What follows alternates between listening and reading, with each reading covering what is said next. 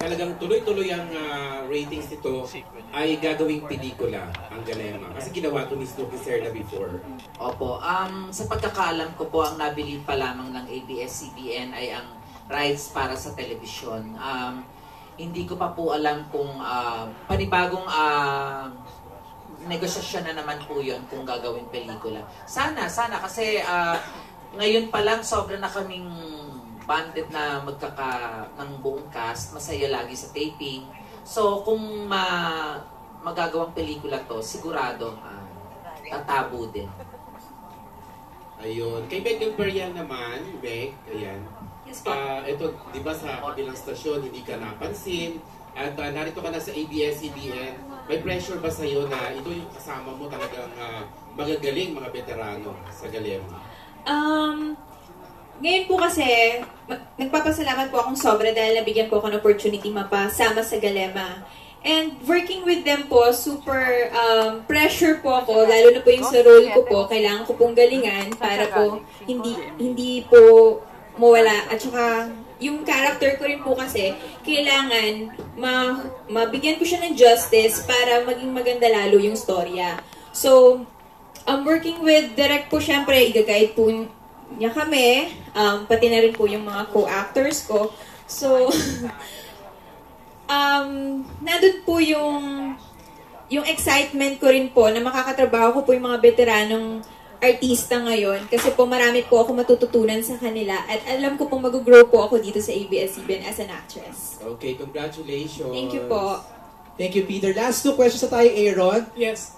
Bago yung last mo dyan, ito muna si Dominic Rhea for Andy Eigenman. Hello, Andy. Hindi na kami magtataka kung bakit patuloy ang pag-ariba ng career mo sa bakuran ng ABS-CBN dahil napakagaling mong artista o actress. Ang tanong ko, kung okay lang sa'yo na sagutin mo, kamusta ang pribadong buhay mo? Kamusta ang anak mo? Masaya ka ba sa career mo? Opo, masaya po ako. Okay naman po yung buhay ko. Masaya rin. I'm always, kasama ko lang naman po palagi yung anak ko si Ellie. And para sa akin po, everything, lahat ng ginagawa ko naman sa buhay ko, madali kasi dahil sa kanya, lahat po ng ginagawa ko, yung motivation ko po, yung reason ko po for doing everything that I want and wanting to be successful, tsaka gustuhin ko pong magtrabaho, ay para sa kanya po yun. And because nandyan po siya sa harapan ko, hindi po mahirap para sa akin. Kahit ano pong pagsubok man yung dumating, kahit wala naman po atang may perfectong buhay. So, hindi rin ganun yung sa akin. Pero, kontento naman po ako. How old is she now? Ellie is turning 2 in November. Mag-preschool na. Di ba usually yung mga ganang age? Next year pa. Next year. Okay ka na doon, Dom? Okay. Aaron, last question tayo. Thank you, MJ. Napaka-formal ng tanong ni Dominic. Oo, nagagandaan niya yan, ha? Sinulat sa pad paper. Okay, susunod na magtatanong ay showbiz anchor ng DWIC, si Cory Criste. Hi, Director. Hi, Cory! Kamusta ka na? Hindi pa lang po ako, si Cory Criste na po yan. Anyway, direct question lang kasi natandaan ko, ang pangalan ni Sunshine is Isabel, right? Apa. Tapos Isabel din siya sa Dugong Buhay. Magkasunod ba ang time slot nito? Hindi po. Miss Jeannie? Si Miss Jeannie, totoo yung parehong Isabel. Kaya hindi lang namin mapalitan talaga dito sa Zuma kasi nasubaybayan ng tao sa comics at pelikula na talagang Isabel naman yung pangalan ng character niya. Yung Dugong Buhay, hindi rin na nila pwedeng palitan dahil galing din sa comics. May pelikula rin ng Dugong Buhay at yun din yung tunay niyang pangalan doon. Dapat pala pinalitan namin si Sunshine. Charot. Para hindi kami nahihirapan. Okay. Next question lang is, parang nagiging favorite mo si Andy kasi right after Kahit Puso'y Masugatan, Ma'am Zilas, yes. Yung... so siya ba ang iyong bagong favorite actress ngayon? Attracted po ako sa mga ganitong uri. Hindi po, kasi ako naman bago ang lahat, yung talent eh. Diba? Bukod sa talagang matalik na kaibigan ko si Jacqueline Jose, ang nanay niya. Talaga naman para sa akin lang naman po ito, hindi ko naman inaano yung opinion ng mas marami. naniniwala ako na si Andy Eigenman yung pinaka mahusay na actress sa kanyang henerasyon. Wow! Big words, ha? Ako lang po yun. Okay. Siyempre, pag may iba akong pinumota naman, siya po ang pinaka. So, nag-a-adjust direct? Oo. Depende yan sa panahon. Correct. Pero para sa akin, tawang-tawa si Tita Divine. Naniniwala ako kasi nga sabi ko sa iyo, nakita ko to yung paglaki nito. Kinakarga ko pa ng 3 years old yan. Bit-bit na ni Jane sa set. 7 years old mula sa puso days namin ni Jane. Lagi ako nasa bahay nito. Alam na alam ko lahat. So ngayon na masarap naman katrabaho mabait, professional. Yun. Okay Sabi na? ko papuri sa'yo ha, kahit wala tayo sa fellowship ha. Puro ka papuri. Bawi. Okay na, Aaron. Okay. Ngayon, before we formally end itong ating Grand Press Con, meron lang kaming inihandang sorpresa para sa ating birthday celebrant, si Direk Wen. Direk, panoorin mo itong inihanda naming sorpresa para sa iyo. Okay, let's watch itong ating inihanda para kay Direk Wen. Iiyak ba ako dito?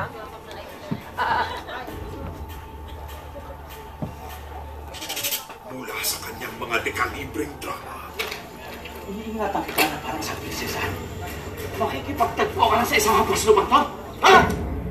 Patahimikin mo na kami, Melissa. Layuan mo ang pamilya ko. Kuya na makakapagpasaya sa'yo. Sana hindi mo mahalata. Tagal na kitang mahal, Rafael. at mga fantaserye na tunay na nagmamarka. Tandaan mo to, walang makakamali umibig sa itsurang yan. Ang pangat-pangat mo, Ilsunada! Kaya ko bang isuko lahat para sa kabutihan ng iba? Tatalikuran ko ba ang lahat? Pati na yung mga tao mahal ko. Ang bako, hindi kayo naligo, no? Siya po yung bago ko kaibigan niya. Ano nang maniwala na totoo si Wako? Ha? Hanggang sa pelikulang Batok sa Takilya. Alin ba si Benji dyan? Mismong niyang nasa gitna. Welcome home, Popsi! Ang sabi! Tara, sali ka! Hindi ako magaling dyan. 3 points ka agad sa puso ko eh. Hanggat hindi ko natatagpuan yung pamilya ko mati sa amin noon, hindi ako titigil. Yung ponytail na yan, matatalo na at last. And because of that, ako, may tama ako. Muli siyang magbabalik telebisyon para maghatid ng kwentong gigising sa atin tuwing hapon.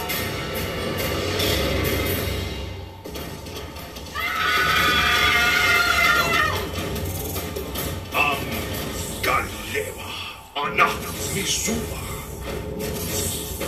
Master storyteller and blockbuster director Wen Vidaramas. Happy birthday! Happy birthday to you! Happy birthday to you! Happy birthday, happy birthday.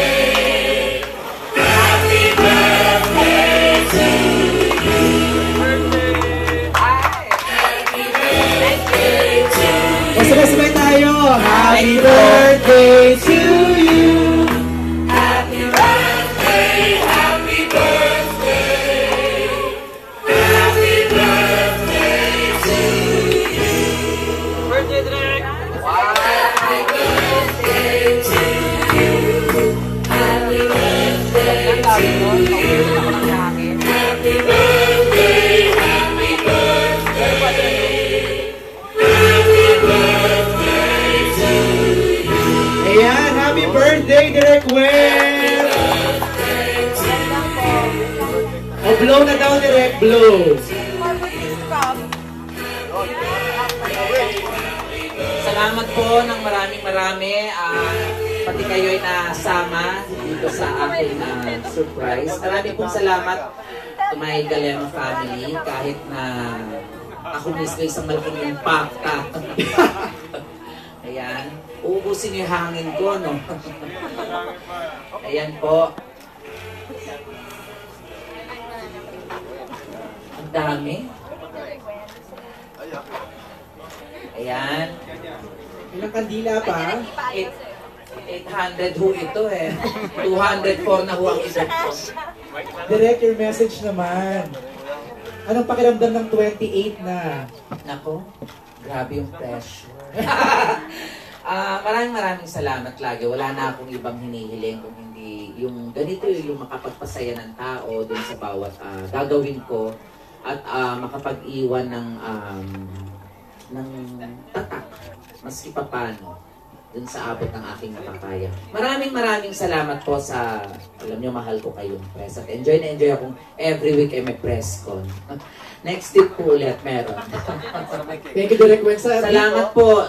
Galema family, maraming salamat. Alam ko pa ka namin ito, Mark, Jeannie, Sister Mel, si Bimbi, si Gab, si Ana, ang ipi ko, lahat kayo.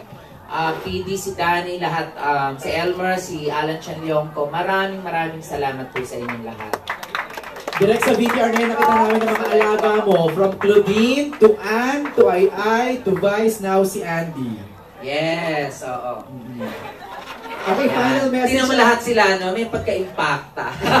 Puro mistisa. Puro mistisang impact. Oo, si Ai lang yata yung naiba. Oo, tsaka mabait. Oo. Si Ai lang napakabait. Okay, let's invite them. Let's start with Sir Lito and Tita Divina. Pa-invite po sila. Patras lang po ng konti yung ating mga TV crews and photographers para po magkaroon na ng konting room sa gitna. Thank you. Ayan, pa-invite natin sila. Si Sir Lito Legaspi first. Sa bagong panahon ng teleserye, makikita niyo ang pagkakaiba, mga kilos, galaw sa direksyon at pagkakalikha ng mga eksena.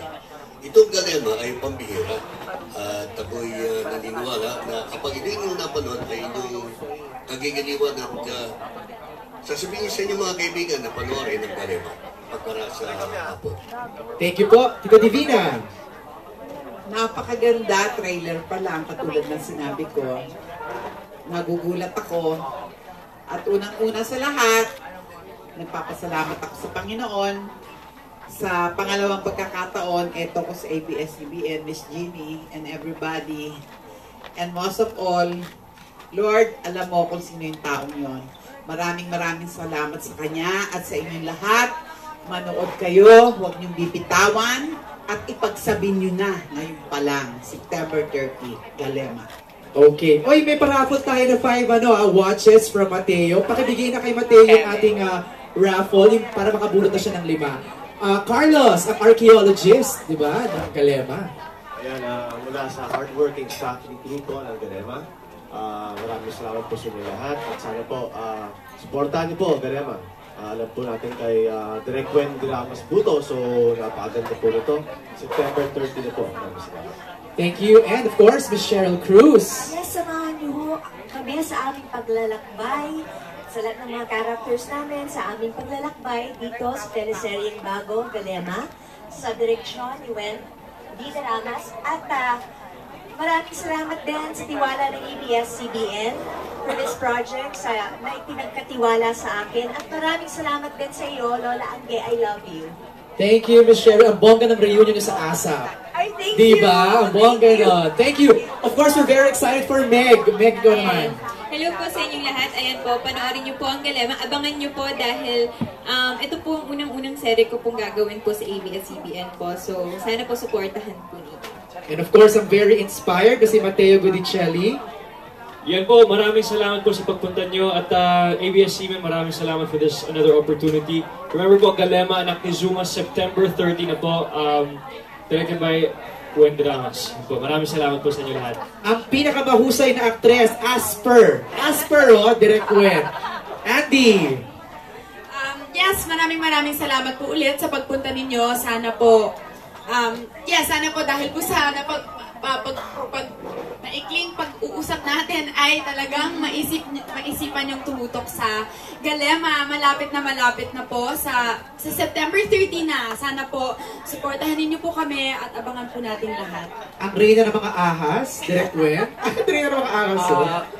Bago ako mag-plug, maraming salamat po sa lahat ng press people na dumating ngayong araw na to.